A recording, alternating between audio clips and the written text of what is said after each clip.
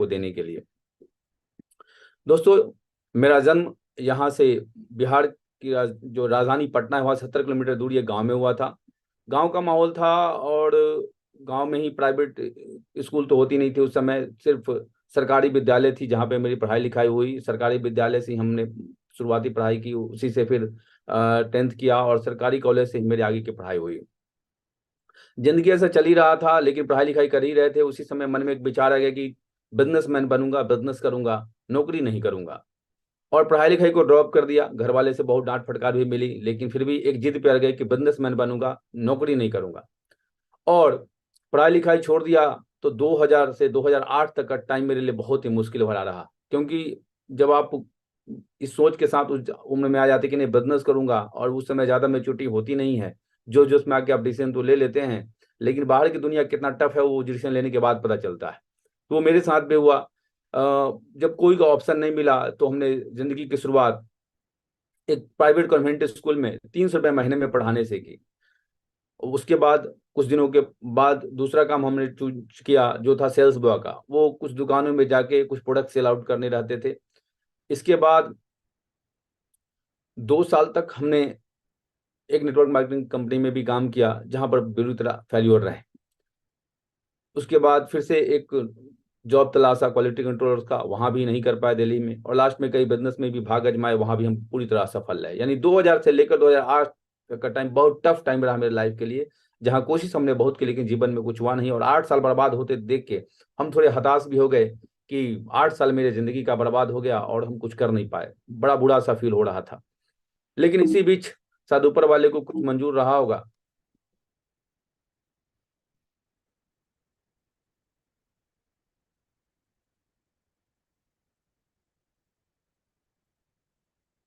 कुछ मंजूर रहा होगा।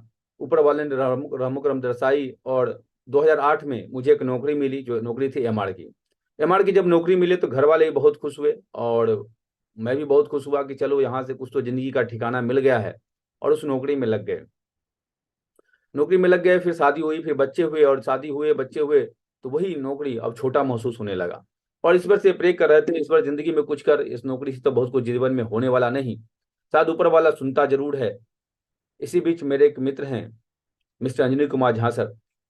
उनके माध्यम से एक दिन हमें एक मीटिंग में आने का निमंत्रण मिला, लेकिन हमने संडे होने के बावजूद मना कर दिया। फिर दूसरा संडे, तीसरा संडे, ऐसा चलता रहा। तारीख थी 26 जनवरी 2014, और उस ठंड में सुबह सुबह मेरे घर पे वो आ गए और हमें कार्ड थमाया। बोला, शुभकांत जी, आज आप बहाना मत करिएगा, 26 जनवरी या छुट्टी का दिन है, आज आपको मीटिंग में आना है। और उनके बार बार संडे सुन के हम मेरे मन में एक विचार आ गया कि कहीं नेटवर्किंग वाला मामला तो नहीं है। छोटी मोटी कंपनियों में कुछ इधर हमने कर रखा था, तो एक इतना बेटर एक्सपीरियंस था, इतना करवा एक्सपीरियंस था कि हमने एकदम डिसाइड कर लिया था ये सब बकवास चीजें, इसमें कभी पढ़ना नहीं। और उस तरह के व्यक्ति हम आज आपके सामने बात कर रहे हैं। अगर मेरे सामने आप नेटवर्क मार्केटिंग बिजनेस की बात कर लेते तो हम हाथ जोड़ के बोलते कि चुपचाप मेरे घर से भी निकल लो। उन्होंने एक झूठ बोला, नहीं, इस तरह की कोई काम ही नहीं है, आप आओ तो सही। उनके झूठ के कारण हम उस मीटिंग में पहुंच गए। मीटिंग में पहुंचे तो उस समय मेरे मन में दो विचार थे इस बिजनेस को लेकर के, कि बिजनेस बेरोजगारों का है, जिसके पास कोई काम नहीं है उसका ये बिजनेस है। और दूसरा मेरा विचार था कि वो 18, 20, 22 साल के जो लड़के होते हैं उनके लिए काम है। मीटिंग में पहुंचे, बिजनेस प्लान को देखा। बिजनेस प्लान को देखने के बाद जैसा अमूमन होता है वैसा ही हुआ। बिजनेस प्लान को देखने के बाद निगेटिविटी मन में आई कि नहीं नहीं, तो बकवास है, ऐसा हो नहीं सकता है। और घर पे भी पहुंचे तो वहां पे से रिएक्शन खराब मिला कि नहीं नहीं, इस तरह के बिजनेस में पढ़ना नहीं है, चुपचाप एमआर का काम करिए। लेकिन उसी दिन हमारी मुलाकात एक ऐसे व्यक्ति से हुई जहां पर इस बिजनेस के बारे में हम सोचने को मजबूर हो गए। क्योंकि मेरे, जैसा कि हमने बताया कि मेरे मन में इस बिजनेस को लेकर के दो विचार थे। पहला विचार यह था कि ये बेरोजगारों का काम है। दूसरा विचार था कि 18, 20 साल, 22 साल वाले के लड़कों का काम है। लेकिन मेरे सामने जो शख्स थे उनका नाम मिस्टर अविनाश कुमार है। और उनसे जब हमें मिलाया गया तो देखने में उनके लगभग 50 साल के लगे हमें वो। और दूसरा, उन्होंने बोला कि मैं रेलवे में स्टेशन मास्टर हूँ। इतना सुनते मेरा दिमाग हिल गया कि एक स्टेशन मास्टर होकर इस काम को कर रहा है।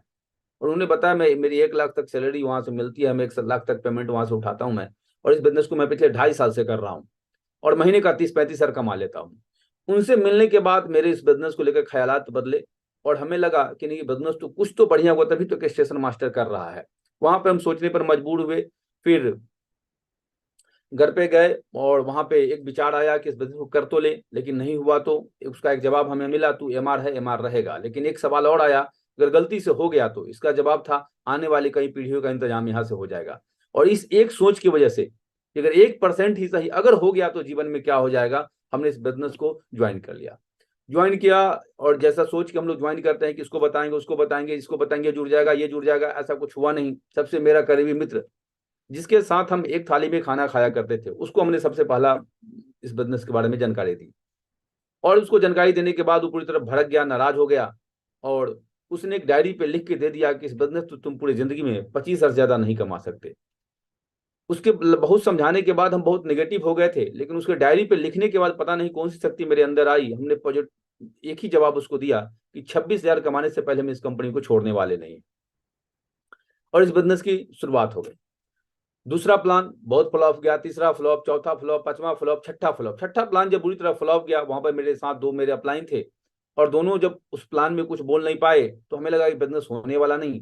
तो हमने अपने अपलाइन को बोला कि सर लगता नहीं ये बिजनेस होगा।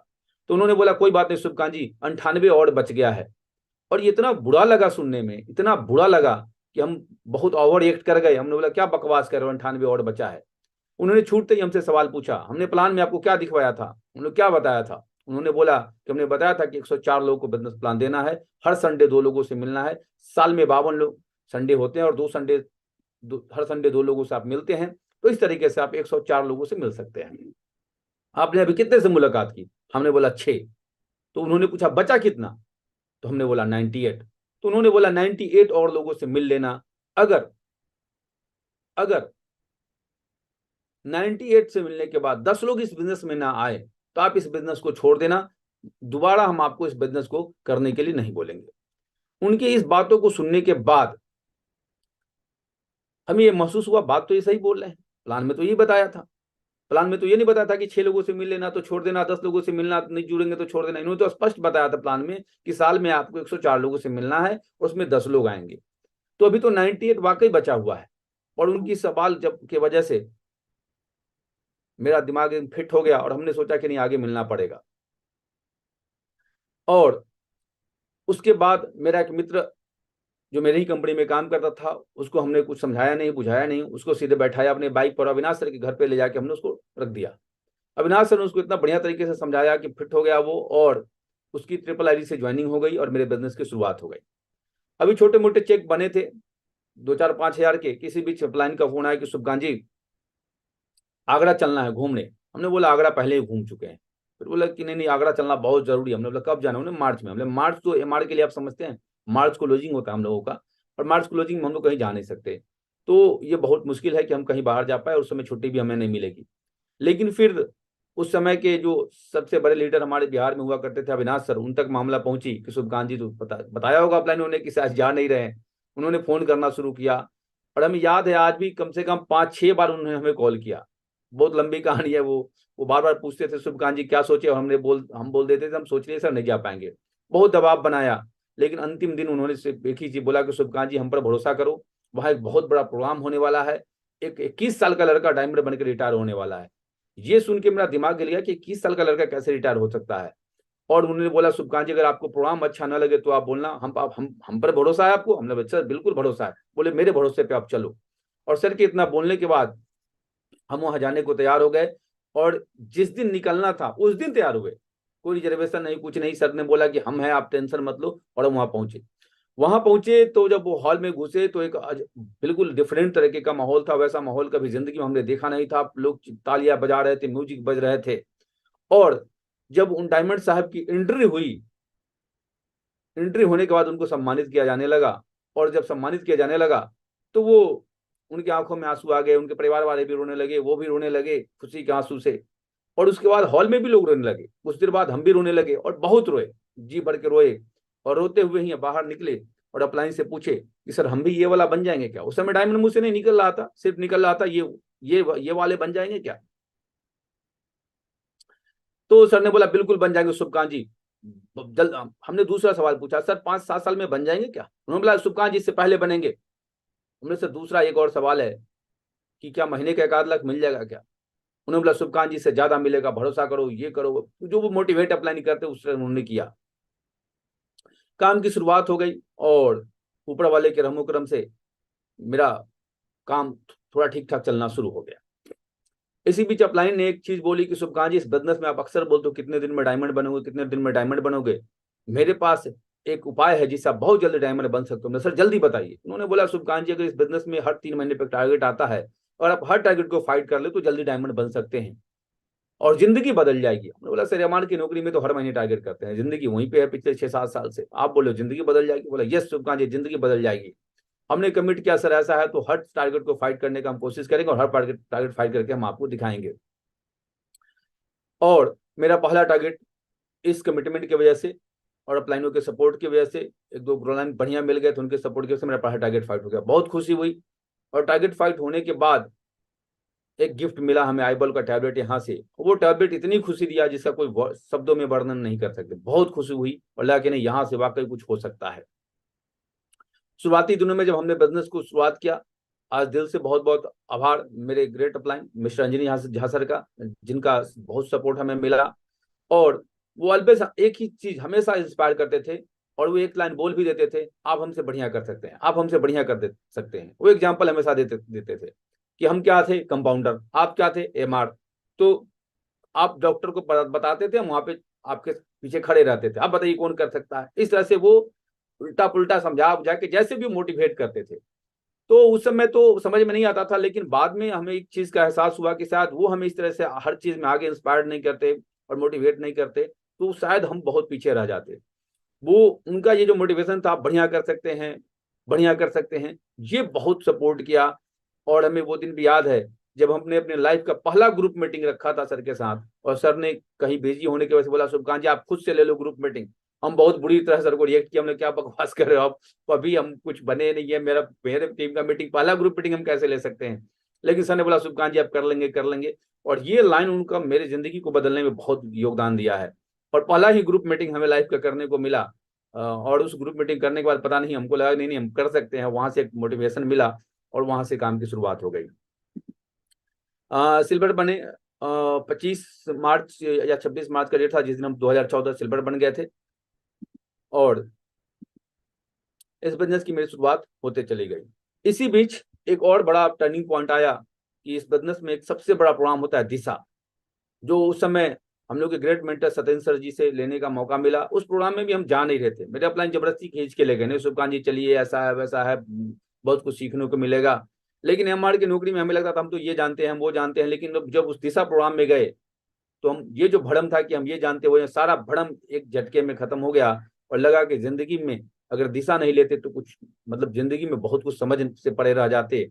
और सच बताए तो ये दो प्रोग्राम, डायमंडशिप और दिशा, किसी भी व्यक्ति को इस बिजनेस में डायमंड बनाने के लिए बहुत जरूरी है। अगर ये दो चीज मिस कर दे आदमी तो शायद इस बिजनेस में कामयाब होना नामुमकिन सा है। सत्येंद्र सर का दिशा लेने के बाद वहां से एकदम वो मुट्ठी बांधने वाली कमिटमेंट हो गई कि नहीं अब तो यहाँ से करना है तो करना है चाहे जो हो जाए। और वहां से विजन क्लियर हो गया, बड़ा विजन मिला, रीजन क्लियर हो गया, विजन मिला। और एक ऐसा विजन मिला कि नहीं अब इस बिजनेस में डायमंड बन के दिखाना है। वहां से कमिटमेंट वाली बातें हो गई और वो दिशा प्रोग्राम इसमें बहुत बड़ा योगदान निभाया। वहां से आके हमने बिजनेस की बढ़िया तरीके से शुरुआत कर ली। बिजनेस की शुरुआत बढ़िया तरीके से कर ली, बिजनेस भी अच्छा चलने लगा और इस तरीके से लेवल बदलते चले गए। जैसा कि आपको हमने बताया कि 26 जनवरी 2014 को इस बिजनेस प्रोग्राम को हमने देखा था और 27 जनवरी को इस बिजनेस प्रोग्राम को हमने ज्वाइन कर लिया। ज्वाइन करने के पीछे रीजन यही था कि हमें बताया गया कि जैसे ही आप इस बिजनेस में आईडी लगा लेते हैं, कोई भी दूसरा व्यक्ति आएगा तो आपके नीचे ही जाएगा, कोई तीसरा आएगा तो आपके नीचे ही जाएगा, कोई चौथा आएगा तो आपके नीचे ही जाएगा। और ये बात मेरे समझ में आ गई कि अगर जल्दी से मैं अपना आईडी लगा लूं तो जल्दी से आईडी लगा लूंगा तो कोई ना कोई मेरे नीचे आ जाएगा। और इस वजह से हमने ये सोचूंगा, विचारूंगा, देखता हूँ, सुनता हूँ, करता हूँ वाला नहीं प्रोग्राम ने हमने नहीं रखा। और यह हकीकत था कि 27 जनवरी को मेरे अकाउंट में मात्र और मात्र 3,600 रुपए थे मेरे पास। लेकिन हमने एक मित्र से अरेंज करके और हमने उनको कमिटमेंट किया कि मैं 1 तारीख को आपको पैसा लौटा दूंगा, और वो तैयार हो गए और मेरे बिजनेस की शुरुआत हो गई। बस पर रीजन यही था कि जल्दी आईडी लगाऊंगा तो कोई भी आएगा तो मेरे नीचे ही आएगा, ये बात हमको समझ में आ गई थी। सिल्वर बन गए, फिर गोल्ड बने, 2014 में ही गोल्ड बन गए थे। फरवरी 2015 में इस बिजनेस से हम पर्ल बन गए थे। टोपाज अक्टूबर 2015। और जब टोपाज बने तो हमने उस एमआर की नौकरी को छोड़ने का डिसीजन लिया और इस बिजनेस को फुल टाइम करने का डिसीजन लिया। तो 5 बनने के बाद लगभग हम इस बिजनेस को फुल टाइम करने लगे और कुछ ही दिनों बाद हमने नौकरी को भी रिजाइन कर दिया और इस बिजनेस को फुल टाइम करने की शुरुआत कर दी। इस बिजनेस को फुल टाइम करने के पीछे एक सोच थी, क्योंकि हम लोग के ग्रेट मेंटर सत्येंद्र सर ने दिशा में एक बात बताई थी कि अगर कोई बड़ा बॉल आपको पकड़ना है तो छोटे बॉल को छोड़ना पड़ेगा। तो शुरुआत इस बिजनेस को हमेशा पार्ट टाइम ही करना चाहिए, कभी भी इस बिजनेस को शुरुआत से फुल टाइम करना नहीं चाहिए। लेकिन जब आप अपने इनकम को क्रॉस कर जाते हैं जो पहले से ले रहे हैं, तब इस बिजनेस को फुल टाइम ही करना चाहिए, क्योंकि तब आप अपना नुकसान कर रहे होते हैं, टीम बड़ी हो जाती है, टीम को सपोर्ट की जरूरत पड़ती है। हालांकि जिस समय नौकरी छोड़ा घर वाले ने बहुत विरोध किया, हमारे दोस्त बहुत मजाक उड़ाते थे, अरे किस चक्कर में पड़ गए हो, इन सब चीजों से क्या होना है, ये सारी बातें वो लोग करते थे। लेकिन फिर भी एक भरोसा था, एक विश्वास था, इतने लोग का हुआ है तो मेरा भी हो सकता है, इतने लोग का हुआ है तो मेरा भी हो सकता है। और इस विश्वास से हमने नौकरी को रिजाइन किया और उसके बाद बिजनेस की शुरुआत कर दी बढ़िया तरीके से। और एक बात मैं यहाँ जरूर बोलना चाहूंगा कि नौकरी छोड़ने के बाद हमने इस बिजनेस को किया नहीं, नौकरी छोड़ने के बाद हमने इस बिजनेस को पागल की तरह किया। नौकरी छोड़ने के बाद काम करना नहीं बोल सकते, उसको पागल की तरह करना बोल सकते हैं। और ये वजह था कि अक्टूबर 2015 में मेरा टोपाज का कैलकुलेशन हुआ, दिसंबर में ही मेरा अम्ब्रेल का कैलकुलेशन हो गया और अक्टूबर 2016 में हम रूबी बन गए और मार्च 2017 आप देखेंगे तो लगभग ये 3 साल का वक्त है जहां पे हम अपलाइन से पूछते थे सर 5-7 साल में डायमंड बन जाएंगे क्या, 5-7 साल में डायमंड बन जाएंगे क्या। मात्र लगभग 3 साल में डायमंड बन के हम यहाँ से रिटायर हो चुके थे। दिसंबर 2017 में ही हम डबल डायमंड हो गए ऊपर वाले के रहम करम से, और ट्रिपल डायमंड मई 2018। इस तरह से सफर चलता रहा। विनस जनवरी 2019 और मरकरी 2020 ये सफर रहा है इस बिजनेस में। अब इस तरीके से जब लेवल बढ़ा होगा स्वाभाविक है कुछ अचीवमेंट भी आए होंगे, धीरे धीरे करके कुछ अचीवमेंट भी आने शुरू हुए। इस अचीवमेंट में सबसे पहला अचीवमेंट मेरे पास था कि हमने एक रूम का छोटा सा एक घर बनाया, किराए के मकान से अलग होकर अपने आप को एक अपने घर में शिफ्ट किया। वो घर बहुत छोटा था, उसमें रूम तो 3 बन सकते थे लेकिन रूम एक ही बनाया गया, क्योंकि आधे में पार्किंग छोड़ा गया। और जब पार्किंग छोड़े तो लोग मेरा मजाक उड़ाते, बोलते इतना जगह खाली क्यों छोड़ दिया, इसमें तो 3 कमरे बन सकते थे। हमने बोला कि कुछ कारण है, और लोग बहुत इंसिस्ट करते क्या कारण है, तो लोग को बता भी देते थे इसके पीछे कारण है कि इसमें कार आएगी। तो लोग बहुत हंसते थे, बेवकूफ इसमें 3 कमरा बन सकता तो तू एक कमरा बनाया। लेकिन हुआ यही कि बाद में मेरे पास एक दूसरी अचीवमेंट इस बिजनेस से मिला जो शायद इस जन्म में हम लोगों ने सोचा नहीं था। ये मार की नौकरी करते हुए 9 लाख रुपए की हमने यहाँ से एक दूसरी कार ली। और जिस दूसरे पिक्चर को आप देख रहे हैं जो घर, वो उस समय वैसा नहीं था, वो तो एक रूम का ही था, लेकिन आज उस घर में 6 फ्लैट हैं, लेकिन 6 में से किसी फ्लैट में हम रहते नहीं है। जिस दिन हम पहली कार को लेके आ रहे थे मेरे अपलाइन ने बोला शुभकांत जी बहुत बहुत बधाई हो, और कार बच्चा देता है। मतलब क्या मजाक कर रहे हैं, कार कैसे बच्चा दे सकता है। और इस बिजनेस में शुरुआती दिनों में अपलाइन जितनी बातें को समझाते हैं वो बातें समझ में आती नहीं है। तो उस समय तो मेरे समझ में बात आई नहीं कि कार कैसे बच्चा दे सकता है। इसके बाद डायमंड के बाद हमने दूसरा अचीवमेंट लिया, वर्ल्ड ट्रेड सेंटर में एक प्रॉपर्टी हमने ली, फिर वर्ल्ड ट्रेड सेंटर में हमने दूसरी प्रॉपर्टी ली। आज वर्ल्ड ट्रेड सेंटर में मेरे पास 2 प्रॉपर्टी है। इस बाद काफी सारे लैंड्स लिए, और कोविड के समय में ही 2020 में हमने अपने लिए एक दूसरा घर परचेज किया जिसमें आज रहते हैं, जो पटना में है। और इस घर की कीमत आज के डेट तारीख में लगभग 2 करोड़ रुपया है। ये वो घर है जहाँ पे हम लोगों ने सोचा नहीं था कि कभी इस तरह की जिंदगी हो सकती है, जैसे जगह पे रहने का मौका मिलेगा। आज बहुत बहुत आभार दिल से सेफ सब कंपनी, हमारे सभी ग्रेट मेंटर्स और मेरे सभी टीम का, कि जिनके वजह से ये जीवन में मैं यहाँ तक पहुंच पाया है। अपलाइन ने जब बोला था कि कार बच्चा देता है तो ये बात हमें हजम नहीं हुई, हम लोग क्या मजाक करते हैं ये लोग। लेकिन वाकई वो दिन मेरे जिंदगी में आई कि जब वाकई कार ने बच्चा भी दिया। तो दूसरी कार को लेने भी हमारे वही ग्रेट मेंटर हमारे साथ मिस्टर सतीश सर थे, और पहली कार को लेते समय उन्होंने ये बात बोली थी, और दूसरी कार को लेते समय उन्होंने बोला शुभकांत जी याद है हमने बोला था कार बच्चा देता है। हमने सर याद है। और उन्होंने बोला कि कार बच्चा देता है तो हमें तो लगा कि चलो गधा गधा को जन्म देगा, हाथी हाथी को जन्म देगा। लेकिन 9 लाख का कार अगर 72 लाख की कार को लेके आए तो आप क्या बोलेंगे, हाथी को जन्म दिया गधे को जन्म दिया। यहाँ पर उल्टा हो गया, यहाँ पे गधे ने हाथी को जन्म दे दिया, 9 लाख की कार ने 72 लाख की कार हमारे घर में पहुंचा दिया। और अपलाइन की बातें सच हो गई कि कार भी बच्चा देता है यहाँ पे। ये दिन वाकई बहुत बड़ा दिन था, क्योंकि हम लोग के जीवन में मर्सिडीज, मतलब कोई वर्ड नहीं कि मर्सिडीज जैसी कार के बारे में सोच भी लेते तो घर वाले तो इतनी पिटाई धुलाई करते कि जिसका कोई हिसाब नहीं। दोस्त बोलता पागल हो गया, दिमाग खराब हो गया। अगर आज से 10 साल पहले किसी को बोले होते कि हम भी एक दिन मर्सिडीज में घूमेंगे, तो लोग बोलते इसका पक्का इलाज कराओ, ये पागल हो गया और कुछ नहीं हुआ है, इसको दौड़े उड़े पड़ने लगे हैं। लेकिन दोस्तों, सिर्फ सब है तो सब कुछ संभव है। ये बात यहाँ पर 100% सच होती है। और ये बहुत प्राउड मोमेंट था, बहुत ही बढ़िया मोमेंट था कि हम जैसा आदमी जो एक मोटरसाइकिल का हैसियत रखता था, आज 72 लाख की कार में चलता है। ये बहुत बड़ी प्राउड की बात है और इसका पूरा श्रेय सिर्फ सब कंपनी को जाता है। इसके साथ कई देशों की यात्राएं भी हुई। लगभग 12 कंट्री हम इससे घूम चुके हैं अभी तक। लगभग, तो बड़ा अचीवमेंट रहा है ये सब इस कंपनी की वजह से। अब हम आपसे ये जरूर बात करेंगे कि इतनी जल्दी अचीवमेंट कैसे मिला। इसके कुछ मुख्य कारण है, बहुत ज्यादा इसमें कारण है नहीं। सबसे बड़ा कारण है कि कंपनी अच्छी मिली। तो कंपनी अच्छा मिलना ही बहुत बड़ा बात नहीं होता है। उसमें सोने में सुहागा ये हुआ कि ट्रिपल एस जैसा महान सिस्टम मिला, और उसमें भी सोने में सुहागा ये हुआ कि हमारे अपलाइन जितने भी हैं सभी ईमानदार और इथिकल और ग्रेट अपलाइन मिले। तो ये सभी का कॉम्बिनेशन होना बहुत बड़ी बात होती है, और ये किस्मत से ही मिलता है। तो कंपनी भी अच्छी मिली, सिस्टम भी बढ़िया मिला, अपलायंस भी बढ़िया मिले, और ऊपर वाले के रहमकरम से टीम भी अच्छी मिल गई। और जब ये सभी कॉम्बिनेशन एक साथ मिलते हैं तो काम बड़ा हो ही जाता है।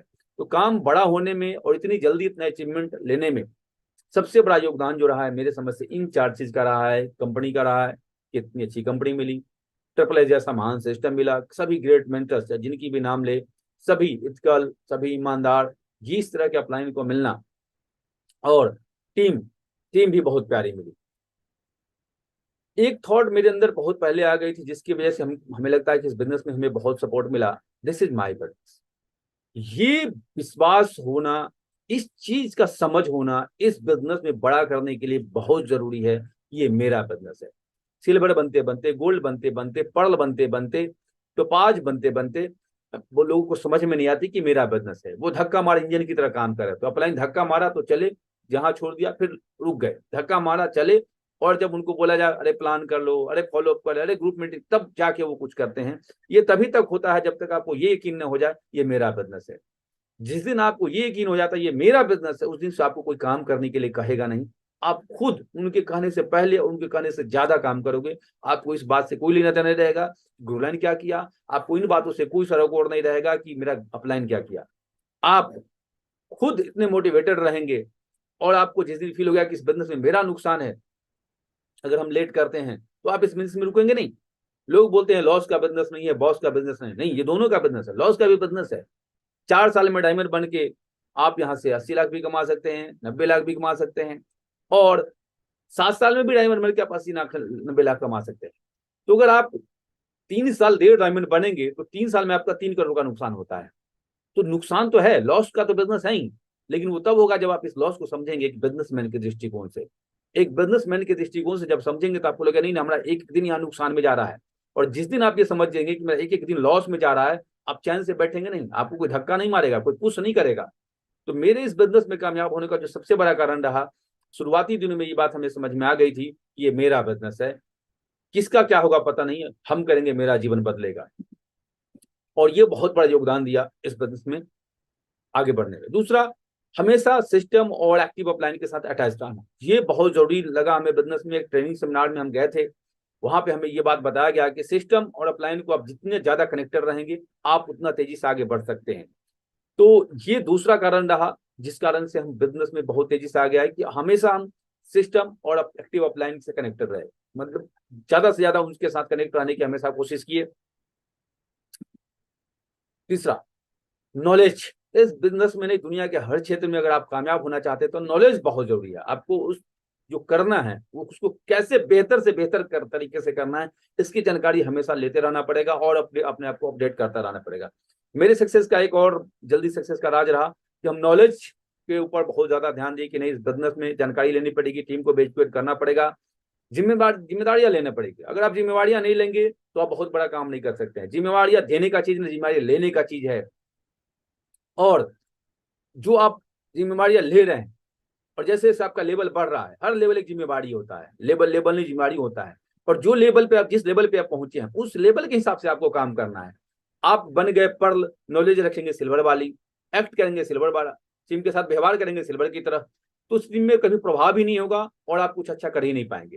तो दूसरा जो सबसे बड़ा तीसरा रीजन है वो है कि आपको नॉलेज डेवलप करते रहना पड़ेगा, जिम्मेवारियां लेनी पड़ेगी, और हर लेवल पे आपको नॉलेज अपडेट करना है, जिम्मेवारियों को समझना है।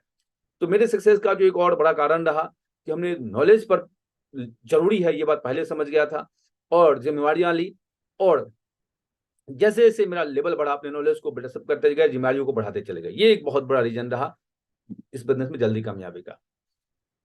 वन स्टेप है, जिम्मेदारियां तो सभी लेते हैं, लेकिन एक कदम आगे बढ़ के लेना ये बहुत बड़ी बात होती है। जिस दिन हमने इस बिजनेस में प्लान देना शुरू किया था, उस दिन से प्लान देना किया है, उस दिन से मेरे प्लानिंग बेस्ड वीडियो को जरूर देखेंगे। फॉलोअप किया उस दिन भी, FIM किया, ग्रुप मीटिंग किया, कोड ट्रेनिंग किया, कुछ भी किया, एक कदम आगे बढ़ के। अपलाइन को नहीं बोलना पड़े कि आपको ये करना चाहिए, और उसके पीछे एक ही रीजन था, ये मेरा बिजनेस है। और आज इस बिजनेस पे प्लान से शुरू करके दिशा भी मैं लेता हूँ, और दिशा में भी जैसे ही अपलाइन ने बोला आर यू रेडी, हम लोग यस सर मैं तैयार हूँ, एक कदम आगे बढ़ के। ये नहीं कि कोई धक्का मारे, चाहे प्लान में जो सोच शुरू हुई आज दिशा तक वही सोच है कि एक कदम आगे, एक कदम आगे। ये नहीं कि कोई धक्का मारे, कुछ प्लान के लिए भी किसी को पुश नहीं करना पड़ा, फॉलोअप के लिए भी नहीं करना पड़ा, FIM के लिए भी नहीं करना पड़ा। और जो ये आदत होती है एक कदम आगे वाली, अगर आज आप प्लान में पुश करने का आदत बना लेंगे ना, तो जीवन भर आप पुश पे ही चलेंगे। लेकिन इस चीज को अगर चेंज करके आप बदलाव ला लेंगे, अपनी आदतों में बदलाव ला लेंगे, नहीं हमें कोई पुश नहीं करेगा, हम खुद एक कदम आगे रहेंगे, तो ये इस बिजनेस में आपको बहुत ऊंचाई तक ले जा सकता है। एक फॉर्मूला है CCC फॉर्मूला। CCC फॉर्मूला कहता है कि किसी भी व्यक्ति को जिसके साथ आप, जिसको आपने ज्वाइन कराया, उसको पकड़िए, कैच करिए, उसको कोच करिए, केयर करिए। और किसी व्यक्ति को आप पकड़ेंगे और उसको सही तरह से कोच करेंगे, सिखाएंगे, और उसका केयर करेंगे एक गार्जियन की तरह, तो वो कोर बन जाएगा। और कोर बनाना इस बिजनेस में बहुत बड़ा अचीवमेंट है। कोर बनाना सीख गया आपने, सीख लिया आपने, तो इस बिजनेस में आपने जंग जीत लिया। कोर बनाना सीखना बहुत जरूरी है, और कोर बनाने का 3 स्टेप है मात्र, CCC, कैच। कुछ लोग क्या करते हैं, आज इसके साथ काम किया, 3 महीने बाद उसको छोड़ दिया, 6 महीने बाद उसको पकड़ लिया, 2 महीने बाद उसको पकड़ लिया, पता ही नहीं है वो सिल्वर बन गया, गोल्ड बन गया, पर्ल बन गया, टोपाज बन गया, डायमंड किसको बनाना उसको अभी तक पता ही नहीं है कि किसके साथ हमको डायमंड बनना है या बनाना है। तो जिस व्यक्ति को पकड़ लिया, जिससे ट्यूनिंग बना लिया, रिलेशन बना लिया, उसी को समझा बुझा के, उसी को फिट करके, उसी को ठीक करके हमें आगे चलना, उसी को डायमंड बनाना है। ये सोच बहुत होना जरूरी है। उसके लिए एक ही चीज है कि किसी व्यक्ति को पकड़िए, तो ये नहीं कि आज इसको पकड़ा कल उसको पकड़ा, पकड़िए तो फिर पकड़िए कि उसको छोड़ेंगे नहीं, छोड़ेंगे नहीं, इस सोच के साथ हमने शुरुआत जिस रोलानी के साथ की, शुरुआत आज भी वो मेरे साथ है। बस एक ही चीज, उनको पकड़ा तो पकड़ के रखना, वो वाली बात, छोड़ना नहीं। कोच, उसको बढ़िया से ट्रेंड करिए, सिस्टम की बातें, ऊपर की अपलाइन की बातें जैसे आती है उस रूप में ट्रांसफर करिए, और केयर करिए उसका एक गार्जियन की तरह। और ऐसा करेंगे तो पक्का वो कोर बनेगा, और कोर बनेगा तो डायमंड जरूर बनेगा। सबसे इंपॉर्टेंट चीज है इस बिजनेस में, जो आप बोले वही करे, और जो आपने किया है वही बोले। क्योंकि क्या होता है ना, जब आपकी टीम आपको सुन रही होती है, देख रही होती है, और आप करते कुछ है, बोलते कुछ है, तो टीम उस समय बड़ी बुरी भावना से ग्रसित होती है, अरे ये तो ऐसा बोलते हैं, ऐसा करते हैं। लेकिन इस बिजनेस में हमें लगता है कि इस चीज को बहुत ध्यान देना चाहिए कि जो आप बोलते हैं वही करें, और जो करते हैं वही बोले। ऐसा नहीं कि वो स्टेज पे चढ़ गए, माइक मिल गया, दिए जा रहे हैं, दिए जा रहे हैं, नीचे उतरे कुछ और हो गया। तो इस बिजनेस में बड़ी कामयाबी के लिए हमें लगता है ये भी एक बहुत जरूरी चीज है कि जो आप बोलते हैं वही करें। Always work with planning. इस बिजनेस को करने में हमने एक चीज समझ लिया था कि प्लानिंग का बहुत बड़ा रोल है, प्लानिंग बहुत जरूरी है। ये नहीं कि जब हो शोर शराबे में पड़ गए, प्लानिंग हो नहीं रहा है, सीधे काम हो रहा है, तो उसका एक बहुत बड़ा नुकसान हो जाता है, वो कंटिन्यूअस सक्सेस की तरफ नहीं लेके जाता है। तो जब भी काम किया तो प्लानिंग के साथ किया। प्लानिंग बहुत जरूरी है। एक छोटा सा, अगर हम लोग कहीं जाते भी आते तो गूगल मैप का सहारा लेते हैं कि नहीं नहीं गूगल मैप के सहारे जाएंगे। भाई गूगल मैप के सहारे क्यों जाएंगे, भटक ना जाए। तो उसी तरीके से आप इस बिजनेस को भी करना चाहते हैं कि अगले 3 महीने में क्या करना है, अगले 6 महीने क्या करना है, अगले 9 महीने क्या करना है, आपको 10 महीने क्या करना है, अगले 12 महीने क्या करना है। आपका प्लानिंग होना चाहिए कि किस रूप में हम इस बिजनेस को लेके जाएंगे, और सीधे करते रहेंगे तो बहुत बड़ी कामयाबी नहीं मिल सकती है। इसमें एक चीज और था जिसका हमने शुरू से ध्यान रखा, एथिक्स। इस बिजनेस को नैतिकता के साथ करना है। और ये बोलते हुए प्राउड होता है कि आज भी मेरे एक एक अपलाइन, चाहे कोई लाइन, एक चीज तो मैं वो मेरी टीम भी सुन रही हो, सुनेगी इस वीडियो को, देखेंगे, मेरा अपलाइन भी देख सकते हैं। तो एक चीज हमने बहुत ध्यान रखा कि नैतिकता से खिलाफ कभी भी कंप्रोमाइज इस बिजनेस में नहीं करना है, क्योंकि हमें पता था अगर लंबी सक्सेस लेनी है, बड़ी सक्सेस लेनी है और सच्ची सक्सेस लेनी है तो एथिक्स का होना बहुत जरूरी है। और आज इस पर हमने शुरू से ध्यान रखा। और जैसा कि हमने बताया कि मेरे जल्दी कामयाबी का एक राज था, जो मेरे अपलाइन ने बताया था कि इस बिजनेस में टारगेट करना, जिस और हम अक्सर बोलते हैं एक गोल जीवन अनमोल। अगर इस बिजनेस में आपने एक गोल अचीव कर लिया टारगेट फाइट करने का, जीवन वाकई बदल के रह जाएगा इस बिजनेस में, जो मेरे साथ हुआ है। तो जब भी टारगेट आए आपको एक जिद रखना है कि मेरे टीम से ज्यादा टारगेट होगा, मैं जरूर टारगेट करूंगा, किसी का होगा ना मैं जरूर करूंगा। और जो जिद रखे, जो कमिटमेंट करे, उसको पूरा भी करना है। क्योंकि शुरुआती दिनों में जब फ्रेशर होते हैं, सिल्वर होते हैं, तो टारगेट करना बच्चों का खेल है, चुटकी का खेल है, कुछ नहीं है शुरुआती दिनों में। एकदम बिल्कुल आसान काम है, बिल्कुल आसान। और आप सिल्वर भी हैं तो दो लोग को कमिटमेंट कर लेते हैं कि दो का टारगेट कराऊंगा तो आपके लिए आसान है। आप गोल्ड है, दो लोग का सोच लेते हैं तो आपके लिए आसान है। तो शुरुआती दिनों के लोगों के साथ लिस्ट अच्छी होती है, उनके पास 50-100 लोगों की लिस्ट होती है और वो टारगेट करने के लिए बहुत काफी है। तो इसमें सबसे ज्यादा रोल है कमिटमेंट का, कि नहीं हमें करना है तो करना है। और सक्सेस का आखिरी फॉर्मूला है किसी भी कीमत पर, इसके बाद कोई फॉर्मूला बचता नहीं, किसी भी कीमत पर हमें चाहिए तो चाहिए। तो इस सोच के साथ करेंगे तो यकीनन इस बिजनेस में आप टारगेट कर सकते हैं। अभी भी टारगेट आया हुआ है, काफी समय है, पर कंपनी ने इस बार तो और बेहतरीन टारगेट दिया हांगकांग मकाऊ का, जो मेरा पहला ट्रिप था इस कंपनी के माध्यम में। तो वो ट्रिप वाकई बहुत ही बेहतरीन ट्रिप था। तो एक प्रायोरिटी पर रखिए, आप एक गोल बनाइए इस बिजनेस में कि हम हर हाल में हमको टारगेट करना है। और एक लाइन याद रखिए, एक गोल जीवन अनमोल। अगर इस एक गोल को आपने अचीव कर लिया तो वाकई यहाँ से जीवन अनमोल हो सकता है। ये हर टारगेट को हमको फाइट करना है, ये गोल बहुत जरूरी है। तो सवाल उठता है कि क्या मेरे वजह से या मेरी दमदारी की वजह से ये सब हो गया? इसका जवाब है नहीं। लोग बोलते हैं कि मेहनत किया होगा आपने, तो मेहनत तो हम एमआर की नौकरी में भी करते थे। मेहनत तो हम एमआर की नौकरी में कर सकते थे। क्या कार आ जाती? क्या करोड़ों का घर हो जाता? क्या मर्सिडीज आ जाती एमआर की नौकरी? इसका जवाब है नहीं। इसके पीछे जो सबसे बड़ा कारण रहा, ये महान कंपनी, ट्रिपल ए सिस्टम और हमारे सभी ग्रेट मेंटर, मतलब इन सभी का बहुत बड़ा योगदान मिला है। खास तौर से आज मैं 3 लोगों का बहुत दिल से शुक्रिया अदा करना चाहूंगा। सभी मेरे अपलाइन उतने ही सम्मानित है, पूजनीय है, सभी का सहयोग मिला है। लेकिन इस बिजनेस में लाने वाले, हमारे शुरुआती दिनों में साथ देने वाले मिस्टर अंजनी झा सर, उसके बाद समय समय पे हमें गलती नहीं करना है, सही करना है, ये सारी सोच देने वाले हमारे सतीश सर। और जब भी कोई मन में कुछ विचार आए, जहां तक हमने पहुंचाया और वहां से हमें कुछ अच्छी सलाह मिले, हमारे अविनाश सर। बाद बाकी सभी अपलाइन का सपोर्ट मिला है, ऐसा नहीं कि किसी का सपोर्ट नहीं, हर व्यक्ति का सपोर्ट मिला है। लेकिन इन 3 लोगों का विशेष रूप से आभार, क्योंकि इन 3 लोगों का बहुत ज्यादा हमने सपोर्ट लिया है। इसके अलावा एक सपोर्ट और रहा है मेरी फैमिली का, मेरे परिवार का, मेरी पत्नी का। और क्योंकि शुरुआती दिनों में जब आप इस बिजनेस को करते हैं, अगर फैमिली का सपोर्ट नहीं मिले तब भी बहुत मुश्किल होता है।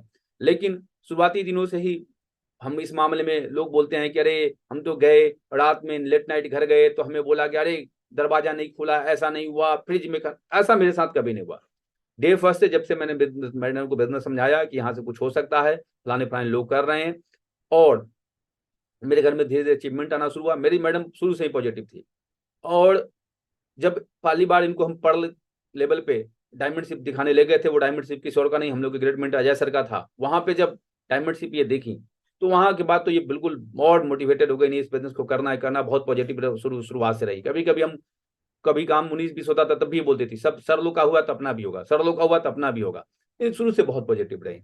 और मैं वो दिन भी याद है कि 1 बजे रात में भी, 2 बजे रात में भी हम घर पहुंचे कभी कभी, तो ये नहीं पता चला कि बाहर खड़े हैं बिल बजा रहे हैं, ऐसा कभी मेरे जीवन में नहीं हुआ। तो इनका भी बहुत बहुत धन्यवाद, कि इनका भी बहुत बड़ा सहयोग रहा है जीवन को यहाँ लाने में। और खुद से बहुत पॉजिटिव है ये, और इनका बहुत बड़ा सहयोग हमको मिलता रहा है, आज भी उतना ही सहयोग मिलता है। आज हम जो सक्सेस के बारे में थोड़ा सा बात करेंगे। दुनिया में हर किसी को चाहिए, लेकिन सक्सेस 2 तरीके का है। सफलता का हम लोगों ने गलत मतलब समझ लिया। आज हम लोगों ने जो गलत मतलब समझा सफलता का, वो है पैसा। आज के दुनिया में एक चीज समझा दिया गया कि पैसा हो गया तो जीवन सफल हो गया, बस इतना ही समझ में आता है। आज जो समाज में एक सोच पैदा हुआ है कि पैसा वाला, अरे क्या इंसान है पैसा वाला, अरे सबसे बढ़िया आदमी, अरे वो पैसा, अरे क्या पैसा हो गया, पद हो गया, जय हो वाला लोग हो गए तो समझ लीजिए सफलता मिल गई। लेकिन मेरे सफल से ये सफलता है नहीं, सफलता का गलत मतलब है ये। सफलता का मतलब सिर्फ पैसा, पद, जय हो वाला सम्मान नहीं है, इससे भी आगे एक कदम आगे है सफलता। सफलता और सच्ची सफलता में अंतर है। पैसे के साथ साथ दिल से लोगों का प्यार हो, सम्मान हो। वो जीते जय हो वाला नहीं कि बस जय हो कर लिया और बात खत्म हो गई, नहीं। लोगों का पैसे के साथ साथ अगर लोगों का दिल से प्यार हो, दिल से सम्मान हो, और हम लोगों की जिंदगी के बदलाव में सच्चा योगदान दे पाए, आत्मसंतुष्टि हो, सुकून हो, अपनी नजरों में सम्मान हो कि हमने हमेशा सही किया है, ये सुकून बहुत कम लोगों को नसीब होता है कि हमने हमेशा सही किया, हमने गलत नहीं किया है, बिरले लोगों को नसीब होता है। और जब ये महसूस हो जाए कि हमने हमेशा सही किया है, दूसरे की भलाई के लिए काम किया है, दूसरे के लिए अच्छाई के लिए काम किया है, हमने नैतिकता के साथ काम किया है, ये जब भाव आपके अंदर आता है, समझ लो वो एकदम बिल्कुल सच्ची सफलता है। पैसे के साथ साथ इन चीजों का होना बहुत जरूरी है, क्योंकि पैसा सिर्फ सक्सेस का मानक हो ही नहीं सकता, पद पद कोई सक्सेस का मानक हो नहीं सकता। लोगों के दिल में आपके लिए सच्चा प्यार हो, सच्चा सम्मान हो, आप में आत्मसंतुष्टि के भाव हो, यस मैं सही करता हूं, हम अपने काम से संतुष्ट है, वो सुकून फील हो, अपनी नजरों में सम्मान बना रहे, दूसरी की नजरों से खुद की नजरों में कि हमें कभी गलत नहीं करनी है।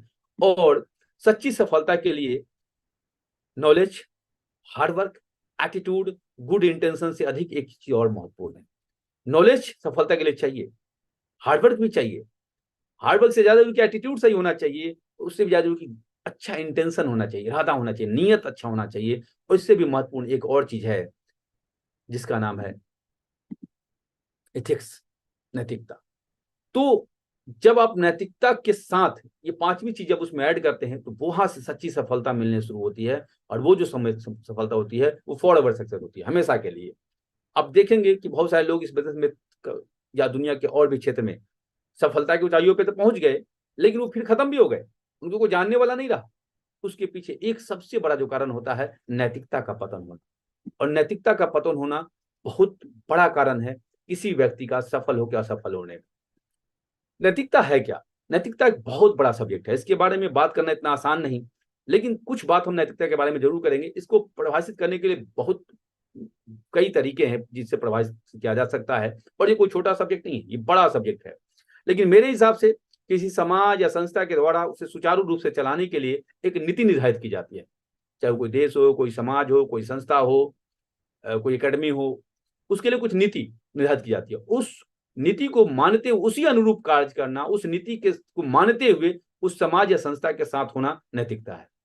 उस नीति से आप खिलवाड़ नहीं करते तो, और उसके साथ अपने आप को ढालते हैं, उस चीज को फॉलो कर उसको मानते हैं, यही नैतिकता है। अब है कि नैतिकता कई तरीके के हैं, पर्सनल एथिक्स है, प्रोफेशनल एथिक्स है, सोशल एथिक्स है, कई तरह के नैतिकता है। परंतु चाहे वो पर्सनल एथिक्स हो, प्रोफेशनल एथिक्स हो, सोशल एथिक्स हो, सबका आधार एक ही है, और सबका आधार एक ही है, वो है सच्चाई, ईमानदारी, वफादारी और अच्छी आदतें। चाहे वो पर्सनल एथिक्स हो, प्रोफेशनल एथिक्स हो, सोशल एथिक्स हो, सबका आधार एक ही है, सच्चाई, ईमानदारी, वफादारी और अच्छी आदतें। आधार अलग नहीं है। चाहे आप समाज में रहें या चाहे किसी कंपनी में रहे, किसी संस्था में रहे, वहां भी आपको वहां सच्चाई रखनी है, ईमानदारी रखनी है। वहां पे ईमानदारी से आप काम करिए, अपने कर्तव्य का निर्वहन करिए, उस कंपनी के प्रति, उस संस्था के प्रति ईमानदार रहिए, अपनी जो टीम है उसके प्रति ईमानदार रहिए, वहां पे वफादारी रखिए अपने कर्तव्यों के प्रति, और आप अच्छी आदतों का पालन करिए, वहां पे आप गलत आदतों का डेवलप मत करिए। यही, और इस सब जितनी भी तरह के हमने एथिक्स बोले हैं, सबका आधार एक ही है, आधार अलग नहीं है, सबका आधार एक ही है। तो अब सवाल उठता है कि कोई नया चीज है? तो नहीं, ये कोई नया चीज नहीं है, ये वही है जो हमने बचपन से हमें पढ़ाया गया, सिखाया गया। जब से हम बच्चे थे, छोटे थे, तभी से सिखाया गया, बेटा ईमानदारी सबसे अच्छी नीति है, सच्चा रहना, झूठ मत बोलना, किसी का नुकसान मत पहुंचाना, शुभ शुभ बोलना, अच्छा बोलना, ये बचपन से ही सिखाया गया, कोई अलग चीज है ही नहीं। चाहे आप किसी संस्था में हो, चाहे सामाजिक रूप से किसी भी रूप में हो, नैतिकता में कुछ, नीति में कुछ इधर उधर हो सकता है, कुछ नीतियों में बदलाव हो सकता है, कुछ नीति इस समाज का अलग तो कुछ समाज का अलग हो सकता है, लेकिन सबका आधार अंततः यही होगा, सबका आधार एक ही होगा। अब है प्रोफेशनल एथिक्स में, एक बिजनेस में है तो उसका बिजनेस का कुछ एथिक्स होता है, और फिर जॉब में है तो जॉब का एथिक्स है। तो क्या है, बिजनेस में भी है, चाहे आप किसी भी प्रोफेशन में है तो उसका अपना एक एथिक्स होता है, और उस बिजनेस में कामयाबी के लिए आपको मानना है। जैसे एक डॉक्टरी पेशा है, उसका भी एक नीति है, कि आपको क्या करना है नहीं करना है। आप एक राजनेता बनते हैं, वहां भी इथिक्स है। आप वहां कसम खाते हैं कि मैं ये गलत नहीं करूंगा, वो नहीं करूंगा। आप संविधान में कसम खाते हैं आप उस दिन जब आप वो पोस्ट लेते हैं तो हर जगह पे कुछ बना हुआ है कि आपको ये करना है, ये नहीं करना, ये करना, ये नहीं करना है। और जो नहीं करना है उसको नहीं करना, जो करना है वही नैतिकता है। अब है क्या, अगर आप बात करें कि कहीं भी आप तभी दंडित होते हैं, आपको नुकसान होता है जब आप नैतिकता से खिलवाड़ करते हैं। छोटा सा एग्जाम्पल लेते हैं, जैसे मान लो कोई बड़ा अधिकारी बन गए, अफसर बन गए, वहां पे जाके कुछ गलत करना शुरू कर दिया, या किसी कंपनी में हम किसी अच्छे पोस्ट पे चले गए, वहां पे कुछ गलत करना शुरू किया, भ्रष्टाचार कर दिया, कुछ गड़बड़ किया। तो क्या है, भ्रष्टाचार नहीं करना एक नैतिकता है, लेकिन भ्रष्टाचार किया, इसका परिणाम क्या होगा, जेल जाना पड़ता है, रेड पड़ती है, ईडी सीबीआई लगती है। चाहे आप किसी कंपनी में बड़े पोस्ट पे हो, चाहे कहीं भी हो, चाहे बड़ा बिजनेस कर रहे हैं, वहां भी आपने नैतिक पतन किया है कि देश के प्रति गद्दारी की है, टैक्स नहीं दिया, टैक्स नहीं दिया नैतिकता के खिलाफ है। देश को स्वच्छ नहीं रखना भी नैतिकता के खिलाफ है। इस वजह से जो भी नैतिकता है वहां के, अगर आप नहीं फॉलो करते हैं नीति, तो क्या होता है, उसके बाद आपको नुकसान का सामना करना पड़ता है। लेकिन ऐसा है कि हर इंडस्ट्री की तरह नेटवर्क मार्केटिंग में कुछ नीति है। नेटवर्क मार्केटिंग भी दुनिया की तरह और इंडस्ट्री से इंडस्ट्री बन चुकी है, और यहाँ भी सफलता के लिए नहीं, सच्ची सफलता के लिए आपको नैतिकता का ख्याल रखना पड़ेगा। हमने बताया कि हार्ड वर्क या एटीट्यूड, इन सबसे ज्यादा जरूरी है कि आप नैतिकता का ख्याल रखिए। थ्री कार्डिनल रूल का भी आधार क्या है, नैतिकता ही है। निगेटिव मत बोलो, दूसरे का नुकसान मत पहुंचाओ, क्रॉस लाइनिंग नहीं करो, नशे का सेवन मत करो। क्या है क्या वो, उसका बेस क्या है, उसका भी बेस वही है जो बचपन से सिखाया गया। शुभ शुभ बोलो, सिखाया गया। दूसरे का बुरा मत सोचो, सिखाया गया। किसी की बेईमानी मत करो, बचपन से सिखाया गया। पढ़ाई स्त्री पर बुरी नजर मत रखो, बचपन से सिखाया गया। नशे से दूर रहो, बचपन से सिखाया गया। और यही थ्री कार्डिनल रूल का आधार है। भाई आप किसी के लिए बुरा मत सोचिए, क्रॉस लाइनिंग मत करिए, ये मत करिए। तो चीजें वही हैं, वही चीजें हैं जो सिखाया गया, और उसी नैतिकता का पालन करना बहुत जरूरी है। सबसे बड़ा नैतिकता क्या है, और वो सबसे बड़ा जो है मेरे समझ से वो है कि मैं गलत नहीं करूंगा। ये बहुत बड़ा कमिटमेंट है कि मैं गलत नहीं करूंगा। काफी लोग हैं जो बहुत नॉलेजेबल थे, बहुत बड़ा अचीवमेंट भी लिया इस बिजनेस में भी, नेटवर्क मार्केटिंग बिजनेस में भी, और अंततः उनका पतन हो गया। क्यों? उसके पीछे अगर आप जड़ में जाएंगे तो एक ही कारण था, थ्री कार्डिनल रूल को ब्रेक करना, यानी नैतिक पतन होना। इस बिजनेस में मेरा मानना है कि जब तक नैतिक पतन नहीं होगा, लोग इस बिजनेस में गड़बड़ नहीं हो सकते। दुनिया में हर क्षेत्र की तरह, दुनिया में हर क्षेत्र में भी नैतिक पतन तभी होता है, तभी लोगों का पतन होता है। तो इस बिजनेस में भी जब लोग अपना नैतिक पतन करते हैं, तभी वो बिल्कुल सफल हो गए। भी आप सब सुनते होंगे, अरे ये तो सफल हो गया, सफल हो गया। उसके पीछे अगर जड़ में जाएंगे तो आपको पता चलेगा उस व्यक्ति ने अपना नैतिक पतन कर लिया।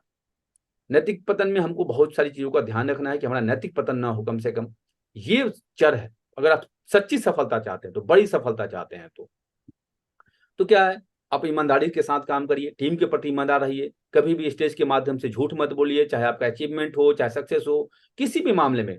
कुछ लोग अपने काम के बारे में बढ़ा चढ़ा के बोलेंगे, तो कभी अचीवमेंट के बारे में बोलेंगे, कभी कभी तो लोग अपलाइन के बराबर अचीवमेंट बोल देते हैं। तो वो क्या है, टीम भी सोचती है, इसका नुकसान होता है। जो आपने जो कमाया, 1 करोड़ कमाया 1 करोड़ बोलो, 2 करोड़ कमाया 2 करोड़ बोलो, 2,000 कमाया 2,000 बोलो। तो उसमें अगर बढ़ा चढ़ा के बोलते हैं तो टीम में गलत डुप्लीकेसी पैदा होते हैं, फिर टीम में भी लोग सीखते हैं, वो तो तुरंत जोड़ लेते हैं, सर का ये लेवल इन्होंने इतना कमाया होगा। तो इस बात से क्या है कि छोटी छोटी चीज भी बहुत नुकसान कर जाती है। आपको सबसे बड़ा कमिटमेंट ये लेना है, मैं गलत नहीं करूंगा, मैं गलत नहीं करूंगा। ये बहुत बड़ा कमिटमेंट है, मैं गलत, ये बहुत बड़ा कमिटमेंट है।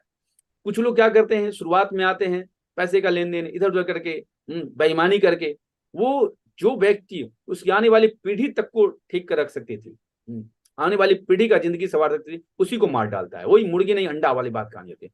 अंडे के चक्कर में मतलब मुर्गी को ही खत्म कर देता है कि नहीं नहीं एक ही बार निकाल लो। ये बेवकूफी वाला सोच कब होता है, जो व्यक्ति आया उसके साथ गलत करना, ग्रो लाइन आ रहा है उसके साथ पैसे का लेन देन कर लिया, कुछ उधर कर लिया, कुछ और थ्री कार्डिनल रूल ब्रेक कर दिया, कैरेक्टर को लेकर लूज हो गए।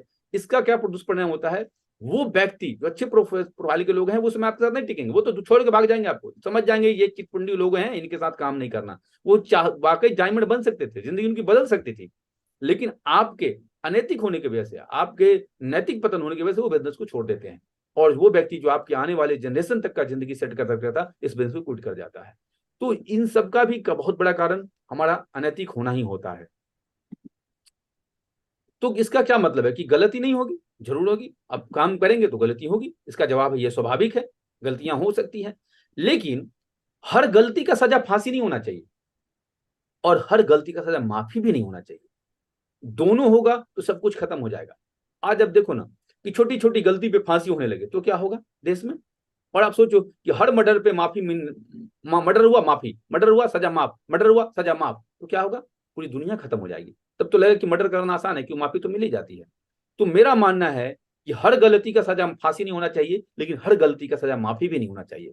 और हर गलती पे फांसी देंगे तभी लोग आपको छोड़ के चले जाएंगे, और हर गलती पे माफी भी करेंगे तो अनइथिकल टीम बनेगी। उसको लगेगा अरे ऐसा चलता है यार, अरे सर तो छोड़ ही देते हैं, अरे सर के कोई बात नहीं, ऐसा चलता है। और ये जब सोच लोगों में डेवलप हो जाएगा तो आप यकीन करो वो अच्छी टीम बनेगी नहीं। और अनैतिक टीम खोखली टीम की तरह होती है, खोखली होती है, उसमें वो मजबूती रह ही नहीं सकती, कभी नहीं सकती।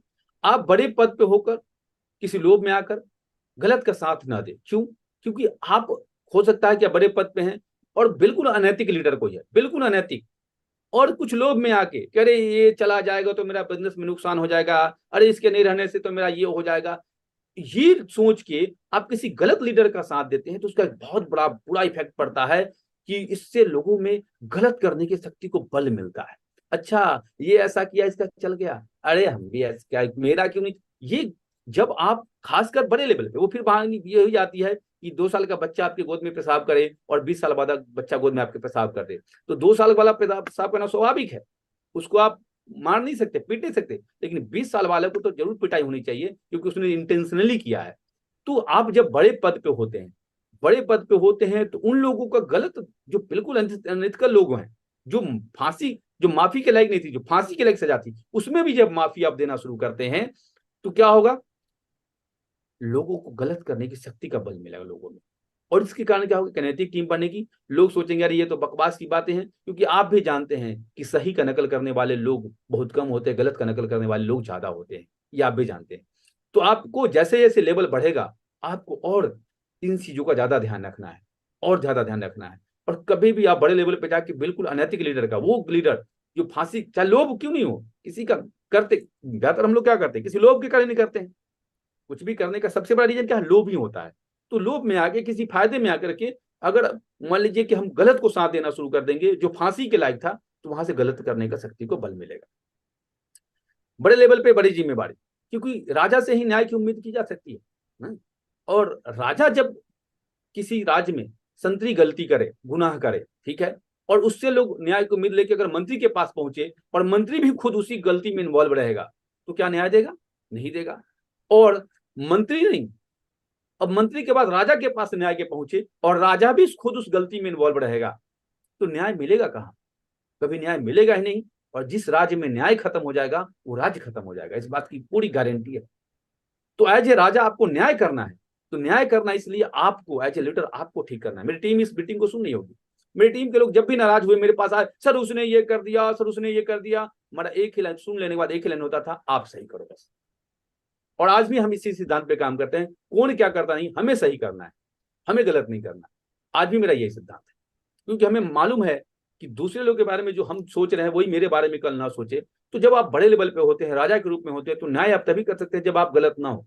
आप भी गलती में इन्वॉल्व रहेंगे तो आप न्याय क्या देंगे? गुहार लगाएगी माई बाप, देखो मेरे साथ अन्याय हो रहा है, तो आप मंत्री को कैसे कुछ बोलेंगे? बोल ही नहीं पाएंगे। आपको तो पता है कि जो मंत्री गलती क्या, वो गलती हम भी कर चुके हैं। आप बोलेंगे मंत्री को, अरे मंत्री ये गलत है, बोलेगा राजा साहब आपने भी तो किया था, अब क्या बोलोगे आप बताओ?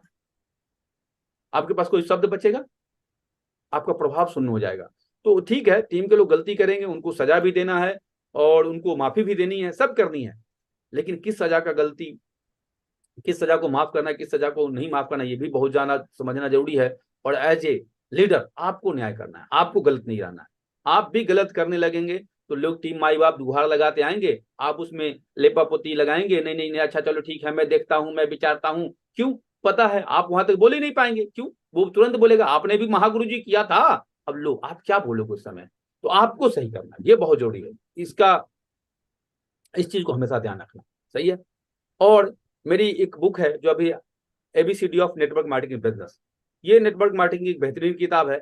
इसलिए नहीं बेहतरीन किताब है कि इसमें बड़ी बड़ी बातें की गई है, इसमें छोटी छोटी बातें की गई, बेसिक बातें की गई। इसमें हमने एक टॉपिक मेरा इस बिजनेस में है, इस बुक में है, वो है हर ईंट सही होनी चाहिए। ये इसी का आधार है। इसमें हमने एक यही चीज इस बुक में हमने लिखा है। और कि मान लीजिए आपका पड़ोसी भी घर बना रहा है, आपका अच्छा मित्र घर बना रहा है, आपका सगा भाई घर बना रहा है और आप भी घर बना रहे हैं, दोनों, एक प्लॉट में वो और एक प्लॉट में आप, और दोनों की इमारत खड़ी हो रही है। आप सपनों की इमारत बना रहे हैं, सपनों का महल बना रहे हैं। और क्या आपका पड़ोसी 2 नंबर का ईंट लगाएगा, आपका भाई 2 नंबर का ईंट लगाएगा अपने घर में, तो आप भी अपने घर में 2 नंबर का ईंट लगाएंगे? अब तो नहीं सर, ऐसा तो हम नहीं करेंगे। क्यों? क्यों? हम तो सपनों का घर बना रहे हैं, सपनों का महल बना रहे हैं, तो इसमें एक एक ईंट सही लगाएंगे। तो जिस तरह से आप सपनों का महल बनाते हैं, उससे भी बड़ा ये सफलता का महल है। और इस सफलता के महल में भी अगर आप गलत ईंट लगाएंगे, गलत तरीके से करेंगे, तो वो कभी टिकाऊ होगा नहीं। तो ये सिद्धांत इस सिद्धांत पे काम नहीं करता कि सर फला लीडर तो गलती किया तो हमने भी किया, वो ऐसा किया तो हमने भी नहीं। कौन क्या करता है इस बिजनेस में वो नहीं देखना। आपको एक कमिटमेंट रखना है कि हमें अपना नैतिकता का ख्याल रखना है, हम अपना नैतिक पतन नहीं करेंगे, हम हमेशा सही करेंगे, हम गलत नहीं करेंगे। ये सोच आप में यही टीम में डुप्लीकेसी देगी, और टीम के एक एक लाइन बंदा यही बोलेगा हम गलत नहीं करेंगे, हम गलत नहीं करेंगे, हम गलत नहीं करेंगे, तो टीम कैसी बनेगी इस बात का आप कल्पना करो। तो अच्छी टीम बनाने के लिए और सच्ची सफलता वाली टीम बनाने के लिए आपको एक ही चीज का ध्यान रखना है कि आपको अपना नैतिक पतन नहीं करना है। हर ईंट आपकी सफलता की जो इमारत बन रही है, आपकी सफलता का जो महल बन रहा है, उसमें हर ईंट सही रूप से होना चाहिए। और A B C D of network marketing business जो किताब हमने लिखी है, जो अभी अमेजन पर भी उपलब्ध है, उसमें हमने इस बात